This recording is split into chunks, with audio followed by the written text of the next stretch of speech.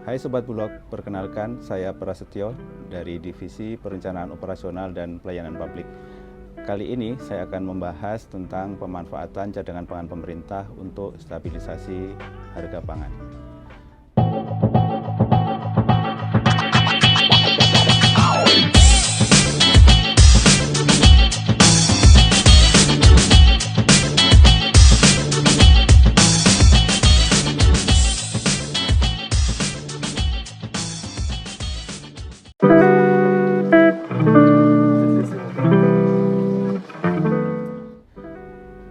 Seperti yang kita ketahui, akhir-akhir ini harga beras maupun harga pangan mengalami kenaikan yang cukup signifikan. Mulai dari akhir tahun 2023, harga beras mengalami lonjakan yang cukup tinggi, dan ini lebih tinggi dibanding tahun-tahun sebelumnya. Nah, hal ini dikarenakan oleh faktor supply, di mana produksi beras diprediksikan akan mengalami penurunan pada tahun 2024. Kemudian di samping itu panen juga mengalami pergeseran, di mana biasanya panen berlangsung pada bulan Maret. Pada tahun 2024 diperkirakan akan berlangsung pada bulan April, sehingga masa paceklik tahun 2023 sampai ke 2024 berlangsung lebih lama. Hal ini merupakan pengaruh dari adanya El Nino, di mana musim kering berlangsung lebih panjang dari biasanya. Kemudian terkait dengan harga telur juga mengalami kenaikan. Hal ini terkait dengan pasokan pakan di peternak telur, yaitu jagung, di mana produksi jagung juga mengalami penurunan mulai tahun 2023. Kemudian hal ini memicu kenaikan harga pakan di peternak, akibatnya harga telur mengalami kenaikan. Nah, dengan kenaikan harga pangan tersebut, apa upaya pemerintah yang dilakukan melalui Perum Bulog untuk stabilisasi harga pangan? Pemerintah telah menerbitkan Perpres nomor 125 tahun 2022 tentang penyelenggaraan cadangan pangan pemerintah. Nah, cadangan pangan pemerintah merupakan cadangan pangan yang dikelola dan dikuasai oleh pemerintah. Apa saja pemanfaatan cadangan pangan pemerintah ini? Yang pertama, cadangan pangan pemerintah dapat digunakan untuk stabilisasi harga pangan, kemudian mengatasi masalah pangan, kemudian mengatasi krisis pangan, pemberian bantuan pangan, kemudian kerjasama internasional, pemberian bantuan pangan luar negeri, dan keperluan lain yang ditetapkan oleh pemerintah. Nah, khusus kali ini saya akan membahas tentang pemanfaatan CPP untuk stabilisasi harga pangan. Dari Perpres 125 tahun 2022 tadi, Badan Pangan telah menerbitkan peraturan turunan berupa Peraturan Badan Nomor 15 tahun 2022 tentang stabilisasi pasokan dan harga untuk komoditas beras, jagung, dan kedelai. Melalui Perba tadi, kita akan bahas kegiatan stabilisasi harga yang telah dilakukan atau ditugaskan Badan Pangan Nasional kepada Perum Bulog. Yang pertama, untuk kegiatan SPHP beras. SPHP beras ditujukan untuk mengatasi gejolak harga beras yang ada di tingkat konsumen. Nah, apa saja yang dilakukan pemerintah?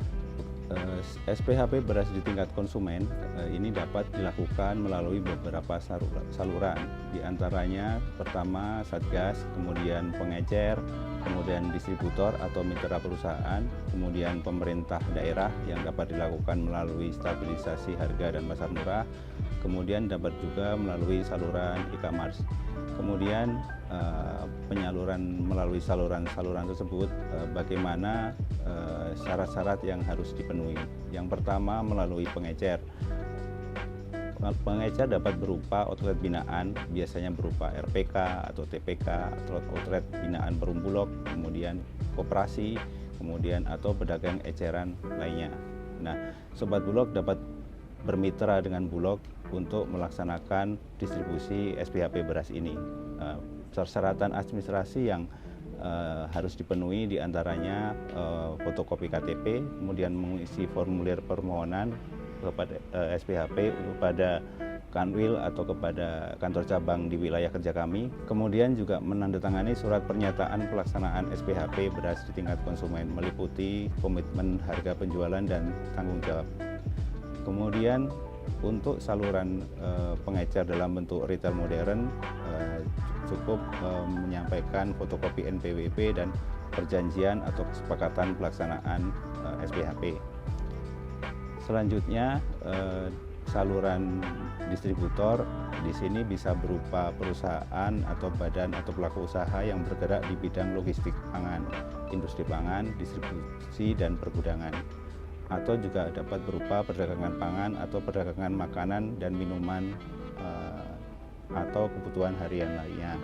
Distributor juga bisa berupa badan usaha milik daerah (BUMD) dan atau badan usaha milik negara.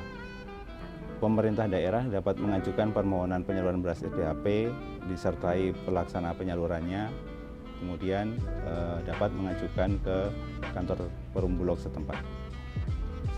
Selanjutnya untuk saluran e-commerce ini juga sama, melampirkan NPWP dan juga mengisi formulir pernyataan kesanggupan pelaksanaan SPHP. Kemudian untuk pelaksanaan SPHP ini berapa harga yang harus dijual. Jadi untuk pelaksanaan SPHP ini dibagi menjadi 3 zona wilayah yang masing-masing wilayah memiliki harga yang berbeda-beda. Harga eceran tertinggi tersebut harus dipatuhi oleh semua distributor ataupun pelaksana SPHP. Hal ini karena beras tersebut merupakan beras yang disubsidi oleh pemerintah. Jadi dalam pelaksanaannya akan diawasi oleh Badan Pangan Nasional maupun oleh Satgas Pangan. Jadi untuk penjualan SPHP beras harus mengikuti ketentuan yang sudah ditetapkan, seperti harus menyampaikan informasi mengenai harga dalam bentuk spanduk maupun dalam bentuk price tag, kemudian juga menggunakan kemasan yang sudah ditentukan. Harga yang dijual kepada konsumen juga tidak boleh melebihi HET yang sudah ditetapkan. Demikian tadi upaya-upaya pemerintah untuk stabilisasi harga beras yang ada di tingkat konsumen.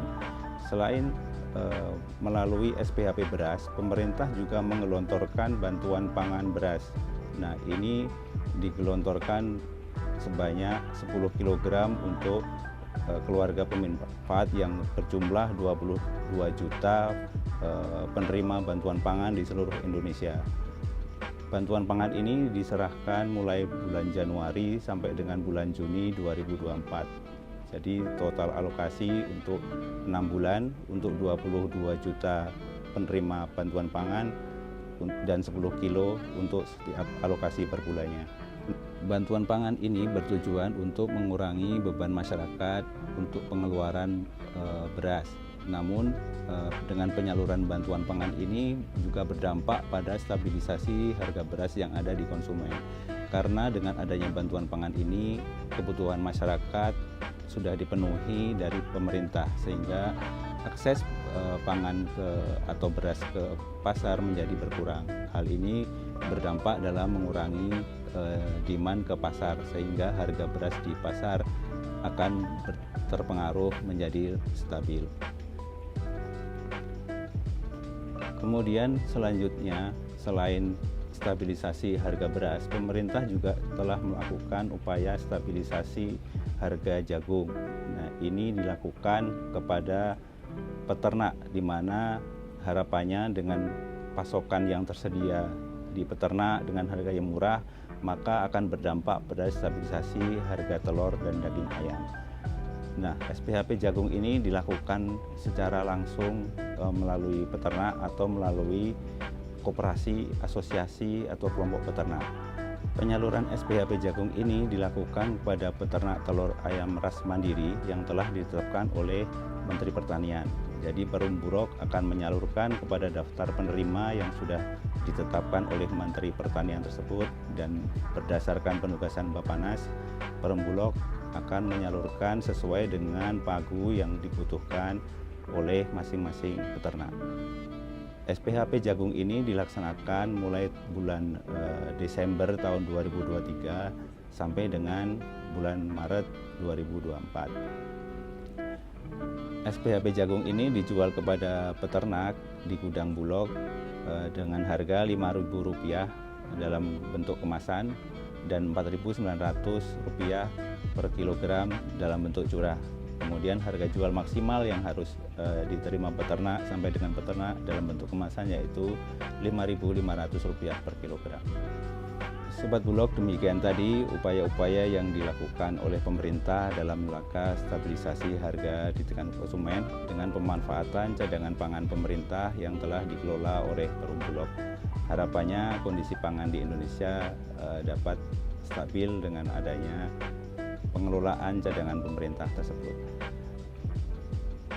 Demikian Sobat Bulog yang dapat saya sampaikan.